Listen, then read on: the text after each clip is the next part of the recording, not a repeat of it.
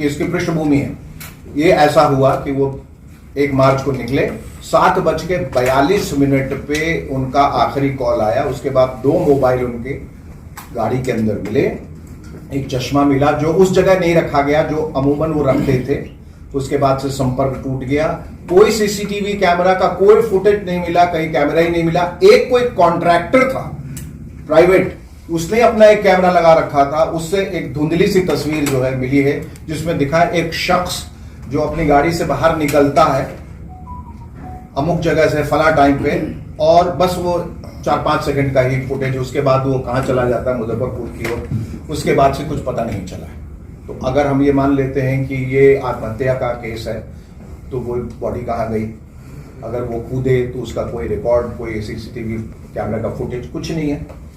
अगवा किया गया, अगर ऐसा हम मान के चल रहे हैं तो किसने किया, क्यों किया, वजह क्या है, मोटिवेशन क्या है, वगैरह वगैरह से तमाम चीजें हैं जिसको हम लोग समझने की और खंगालने की कोशिश कर रहे हैं, लेकिन कोई उत्तर ही नहीं मिल रहा है, कोई जवाब ही नहीं मिल रहा है, कोई तथ्य, कोई सुराग ही नहीं मिल रहा है। तो ये बड़ी हैरानी की बात है कि पटना और इतने लोगों के बीच में कोई भी गवाह नहीं है, साक्ष्य नहीं है, कोई चश्मदीद गवाह नहीं, कोई आई विटनेस नहीं, किसी ने कुछ देखा ही नहीं, इतना सब कुछ हो गया और वो आदमी गायब हो गया।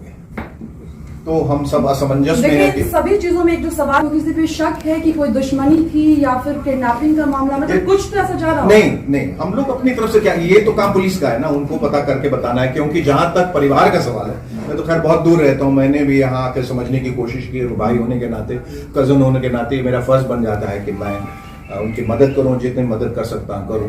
तो जितना मैं जान पाया हूं कोई दुश्मनी नहीं थी। मैंने आपको शुरू में बताया कि एक मध्यवर्गीय परिवार में एक शांत स्वभाव के, एक अच्छे नामी गिरामी डॉक्टर, एक अच्छे पोजीशन पे, पद पे, प्रतिष्ठा, सब कुछ, और घर में भी कोई डिस्ट्रेस नहीं। मैंने कहा दोनों बच्चे इतने अच्छा कर रहे हैं, सब लोग खुश थे।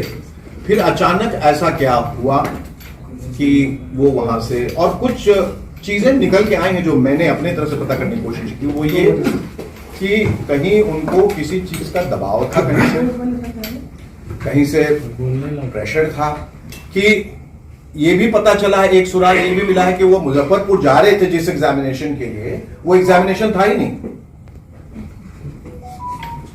और कई बार ऐसा हुआ है कि वो गए हैं एग्जामिनेशन के लिए, लेकिन हेल्थ डिपार्टमेंट की तरफ से ये है कि हमने उनको भेजा ही नहीं, तो वो कहां जा रहे हैं।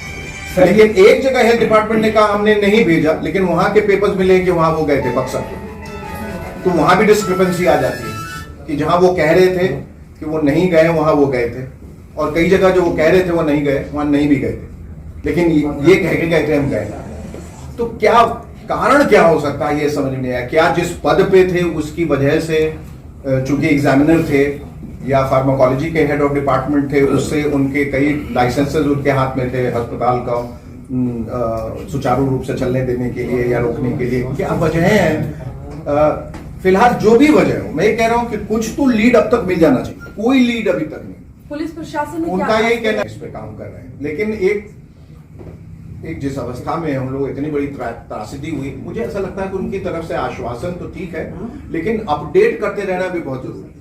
अगर आप 6-6, 7-7, 8-8 दिन आप कोई जवाब ना आए और हमेशा हमें ही पूछना पड़े कि क्या हो रहा है, क्या हो रहा है, तो आदमी और घबरा जाता है और परेशान हो जाता है। तो इस दुख की घड़ी में मुझे ऐसा लगा कि मुझे बंबई शहर में बैठना नहीं चाहिए, मुझे आके अपने मदद करनी चाहिए। बिहार में नहीं